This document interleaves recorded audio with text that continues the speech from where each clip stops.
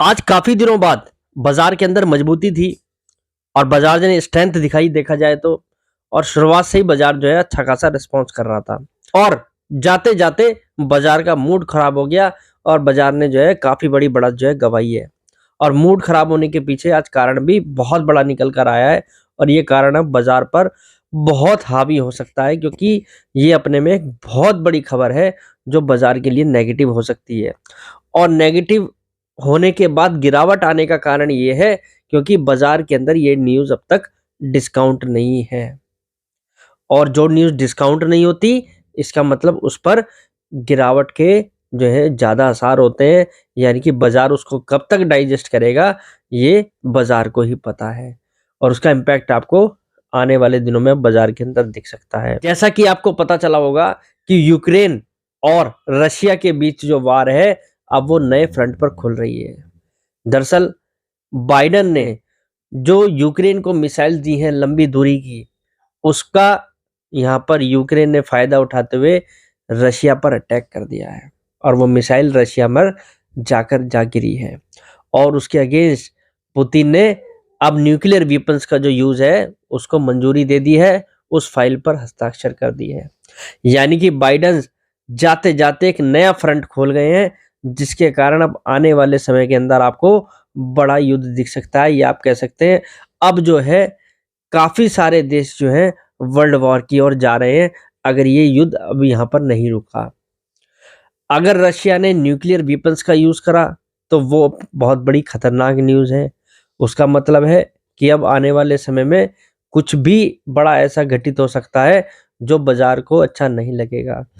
इस युद्ध को देखा जाए तो लगभग 1000 दिन होने वाले हैं, 1000 दिन अब इस युद्ध को पूरे होने वाले हैं। ये सब अब तक बाजार के अंदर डिस्काउंट था, पर बाइडन ने जो ये नया फ्रंट लड़ाई का खुलवाया है वो अब बाजार को बिल्कुल भी पसंद नहीं आने वाला। क्योंकि अगर वर्ल्ड वार होगी, अगर ये युद्ध बढ़ेगा तो निश्चित रूप से यहाँ पर जो है इन्फ्लेशन बढ़ेगी और इन्फ्लेशन बढ़ने के बाद आपने देखा ही था बाजार को बिल्कुल भी पसंद नहीं था इन्फ्लेशन बढ़ने का। यहाँ तो इंटरेस्ट रेट घटने की बातचीत चल रही थी और अब धीरे धीरे उसमें कमी दिख रही है कि इंटरेस्ट रेट जो घटने की जो साइकिल हमें दिख रही थी वो धीरे पड़ रही है। और ऊपर से इस तरीके की जो न्यूज़ आएंगी, अगर ऐसा कुछ हुआ तो ये तो साइकिल बिल्कुल डिस्टर्ब होने वाली है, उल्टा ही होता दिखाई देगा। अब बाजार के लिए ये नया जो इवेंट है न्यूक्लियर इवेंट, ये बाजार की अब दोबारा से जान निकाल सकता है। या आप कह सकते हैं बियर्स को मौका मिल जाएगा यहाँ पर बाजार पे फिर से हावी होने का। एफआईआई की सेलिंग जो है यहाँ पर फिर से एक्सटेंड हो सकती है इस न्यूज़ के बेसिस पर, क्योंकि न्यूज़ जो है काफ़ी बड़ा नेगेटिव इम्पैक्ट ला सकती है बाजारों के ऊपर। और ये सारा खेल जो है दो जनों पर निर्भर है मुझे लगता है।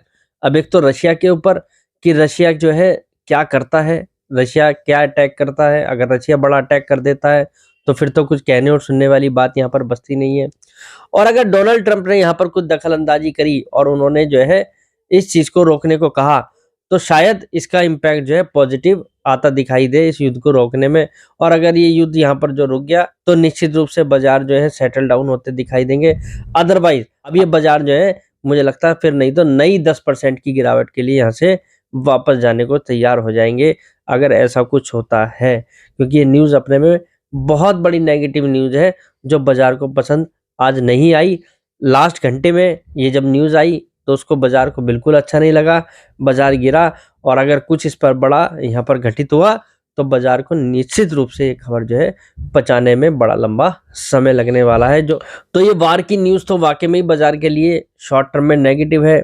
थोड़ा कोशिश होकर काम करने की ज़रूरत है। नई पोजीशन बनाने से पहले अब ज़रा इस न्यूज़ पर भी ध्यान दे लीजिए, इसकी भी क्लियरिटी ज़रा देखिए। एक तो ऑलरेडी बाजार के ऊपर इतना प्रेशर माउंट है और फिर इस तरीके की जो न्यूज़ आ रही हैं ये शॉर्ट टर्म में बाजार पर बड़ा नेगेटिव इम्पैक्ट डालेंगी।